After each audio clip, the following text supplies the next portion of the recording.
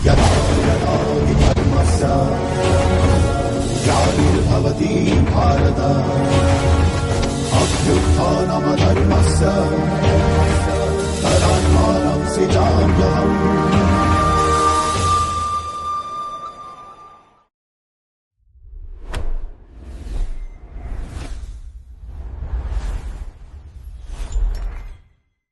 ನಮಸ್ತೆ ರಾಜು ಗುರುಗಳೇ. ನಮಸ್ತೆ ಗುರುಗಳೇ, ಇವಾಗ ಯುಗಾದಿ ಹಬ್ಬ ಬರ್ತಾ ಇದೆ. ಸ್ವಲ್ಪ ಆಮೇಲೆ ಯುಗಾದಿ ಹಬ್ಬದ ಬಗ್ಗೆ ಹೇಳಿ. ಆಮೇಲೆ ಸ್ವಾಮಿ ಏನಾದ್ರು ನಿಮಗೆ ಧ್ಯಾನದಲ್ಲಿ ತಿಳಿಸಿದ್ರೆ ಅದು ಒಂದ್ ಸ್ವಲ್ಪ ವಿಷಯ ತಿಳಿಸಿ. ತಿಳಿಸ್ಕೊಡ್ತೀನಿ. ಎಲ್ಲ ವೀಕ್ಷಕರಿಗೂ ನಮಸ್ತೆ. ಎಲ್ಲರಿಗೂ ಚಂದ್ರಮಾನ ಯುಗಾದಿ ಹಬ್ಬದ ಶುಭಾಶಯಗಳು. ನಾಳೆ ಬರ್ತಾ ಇದೆ 19ನೇ ತಾರೀಕು. ಹಂಗಾಗಿ ಹಂಗೆ ಒಂದು ಶ್ಲೋಕ ಹೇಳ್ಬಿಡೋಣ.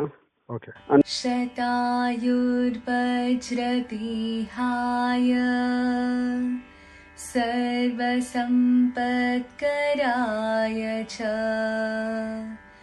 ಸರ್ವಾರಿಷ್ಟವಿನಾಶಾಯ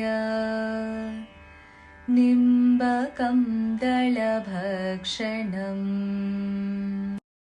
ಇವಾಗ ಬೆಳಿಗ್ಗೆ ಏನ್ ಮಾಡ್ಬೇಕು ಅಂದ್ರೆ, ನಾಳೆ ನಮ್ಗೆ ತಿಳಿದ ಮಟ್ಟಿಗೆ ಮತ್ತು ಅಕ್ಕಿ ಮತ್ತು ಕಡಲೆಕಾಳು ಇದೆಯಲ್ಲ, ಚೆನ್ನ ಅಂತೀವಲ್ಲ, ಅವೆರಡನ್ನು ನೀರಲ್ಲಿ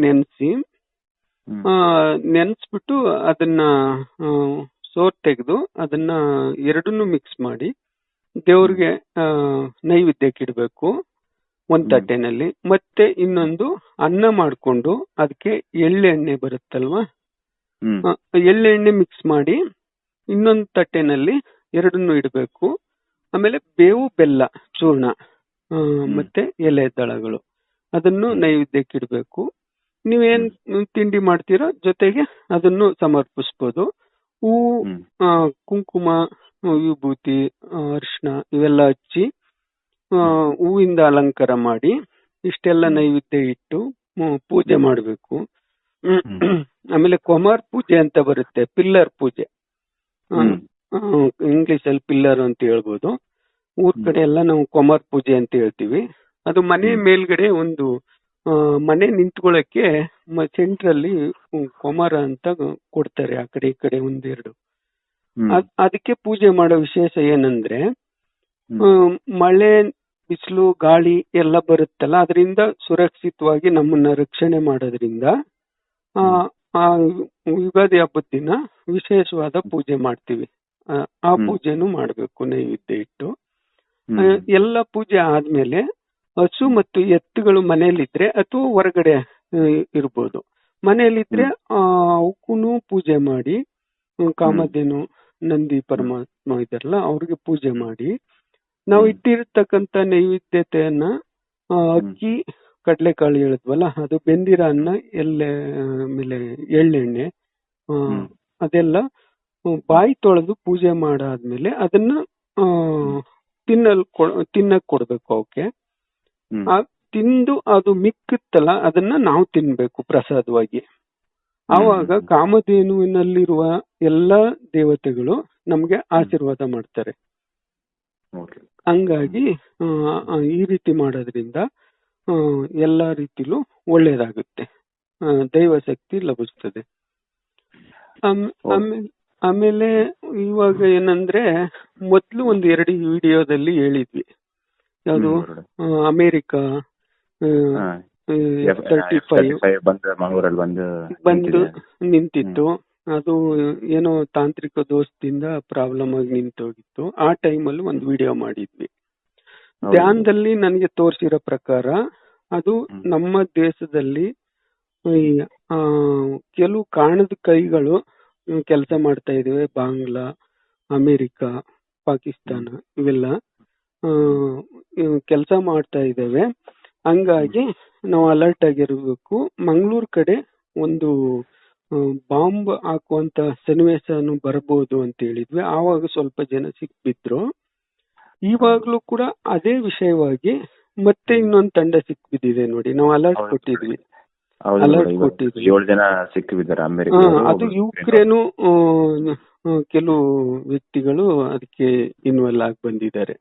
ಏನಂದ್ರೆ ಅವ್ರ ಉದ್ದೇಶ ಏನಂದ್ರೆ ನಂಬರ್ 1 ಸ್ಥಾನದಲ್ಲಿ ಭಾರತ ಬರಬಾರದು, ಅರಾಜಕತೆ, ಇಲ್ಲಿ ಪ್ರಜಾಪ್ರಭುತ್ವ ಇರೋದ್ರಿಂದ ಆ ಹೆಸರಲ್ಲಿ ನಡೆಯೋದ್ರಿಂದ ಇಲ್ಲೇ ಇರೋರನ್ನ ನಾವು ಬಡಿದೆಬ್ಬಿಸಿ ಅವ್ರನ್ನ ಉಗ್ರಗಾಮಿಗಳಾಗಿ ಪರಿವರ್ತನೆ ಮಾಡಿ ಅವ್ರನ್ನ ಸಂಕಷ್ಟಕ್ಕೆ ಸಿಕ್ಕಿಸ್ಬೇಕು ಭಾರತನ ಅನ್ನೋ ರೀತಿನಲ್ಲಿ, ಮತ್ತೆ ಇಲ್ಲಿರುವಂತಹ ಕೆಲವು ವ್ಯಕ್ತಿಗಳನ್ನ ಸೂಕ್ಷ್ಮವಾಗಿ ಕಿಲ್ಲಿಂಗ್ ಮಾಡಕ್ಕೆ, ಅಂದ್ರೆ ಅವ್ರದೇ ಆದ ಒಂದು ಸಿದ್ಧಾಂತ, ಇವಾಗಿರೋ ತಂತ್ರಜ್ಞಾನಗಳನ್ನ ಉಪಯೋಗಿಸಿಕೊಂಡು ಕೊಲ್ಲೋದಕ್ಕೆ ಇವರೆಲ್ಲ ಒಂದೊಂದು ರಿಸರ್ಚ್ ಅಲ್ಲಿ ಇರ್ಬೇಕಾದ್ರೆ ಈಗ ಸಿಕ್ಕಿಬಿದ್ದಿದ್ದಾರೆ. ಇದು ಅಲರ್ಟ್, ಮೊನ್ನೆನೂ ಅಲರ್ಟ್ ಕೊಟ್ಟಿದ್ವಿ ಜಮ್ಮು ಕಾಶ್ಮೀರದ ಕಡೆ ಸ್ವಲ್ಪ ಅಲರ್ಟ್ ಆಗಿರ್ಬೇಕು, ವಿಶೇಷ ಸೈನ್ಯ ತರಬೇತಿ ಇರೋರ್ನೆಲ್ಲ ಹಾಕ್ಬೇಕು ಅಂತ. ಅಲ್ಲೂ ಕೂಡ ಒಂದಿಬ್ರು ಸಿಕ್ಬಿದ್ದಿದ್ದಾರೆ. ಯಾಕೆಂದ್ರೆ ಸ್ವಾಮಿ ನನಗೆ ಡೈರೆಕ್ಟ್ ಆಗಿ ತಿಳಿಸಿರೋದ್ರಿಂದ ಆ ವಿಷಯಗಳನ್ನ ನಾನು ಹೇಳ್ತಾ ಬಂದಿದ್ದೀನಿ, ಅವ್ರು ಸಿಕ್ಬಿದ್ದಿದ್ದಾರೆ. ಹಿಂಗಾಗಿ ನಾನು ಸ್ವಾಮಿ ಜೊತೆ ನನಗೆ ಅವ್ರು ಏನ್ ಕೆಲಸ ಮಾಡ್ತಾರೆ ಅದನ್ನ ನನಗೆ ತಿಳಿಸೋದು ನಿಜ, ಅದನ್ನ ಹೇಳ್ತಾ ಬರ್ತಾ ಇದ್ದೀನಿ. ಹಂಗಾಗಿ ಮುಂಚಿತವಾಗಿ ಇವ್ರಿಗೆ ಹೆಂಗ್ ವಿಷಯ ಗೊತ್ತಾಗಬಹುದು ಅಂತ ಆಶ್ಚರ್ಯ ಪಡ್ಬೋದು. ಇದರಲ್ಲಿ ಆಶ್ಚರ್ಯ ಏನಿಲ್ಲ. ಇದು ಸನಾತನ ಧರ್ಮದ ತತ್ವ ಸಿದ್ಧಾಂತದ ದೇವರು ಇದಾರೆ ಅನ್ನೋದನ್ನ ನಿರೂಪಣೆ ಮಾಡೋಕ್ಕೆ ಇವಾಗ ಸತ್ಯಯುಗ ಬರುತ್ತಾ ಇದೆಯಲ್ವಾ, ಅದನ್ನ ನಿರೂಪಣೆ ಮಾಡಕ್ಕೆ ನನಗೆ ವಿಷಯಗಳನ್ನ ತಿಳಿಸ್ತಾ ಬರ್ತಾ ಇದ್ದಾರೆ. ನನ್ನಂಗೆ ಕೆಲವ್ರಿಗೂ ತಿಳಿಸ್ತಾ ಬರ್ತಾ ಇದ್ದಾರೆ. ಹಂಗಾಗಿ ಹೇಳ್ತಾ ಇದೀವಿ. ಇವಾಗ ಏನಾಗುತ್ತೆ ಅಂದ್ರೆ ಮುಂದೆ ಇದೇ ರೀತಿ ನಡ್ಕೊಂಡು ಹೋಗ್ತಾ ಇದ್ರೆ ಕೆಲವರು ಮತಾಂಧರು ಇದ್ದಾರಲ್ಲ ಅವ್ರನ್ನೆಲ್ಲ ಎತ್ತು ಕಟ್ಟಕ್ ಮಾಡ್ತಾ ಇದಾರಲ್ವಾ.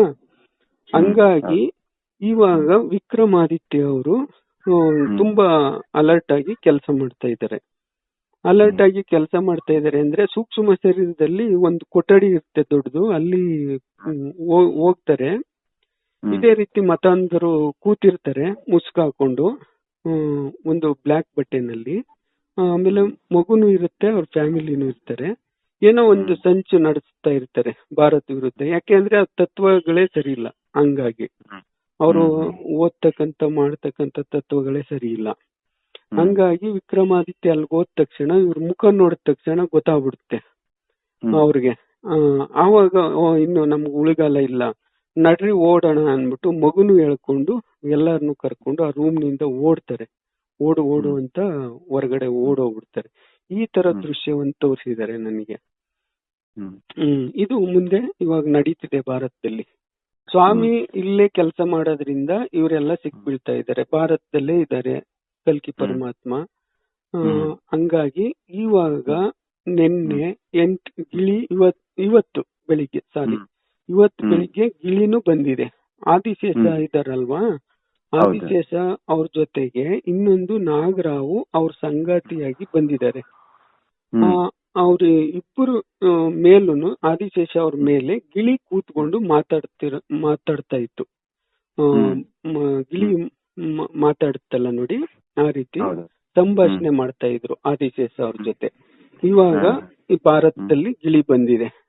ಹಂಗಾಗಿ ಇನ್ನೂ ಕೆಲವು ಧರ್ಮ ಸಂಸ್ಥಾಪನಾ ಕಾರ್ಯಗಳು ಕಲ್ಕಿ ಪರಮಾತ್ಮ ಸ್ವಾಮಿ ಜೊತೆ ಗಿಳಿ ಬಂದಿರೋದ್ರಿಂದ ಕೆಲವು ಇನ್ನೂ ಘಟನೆಗಳು ನಡೀತವೆ.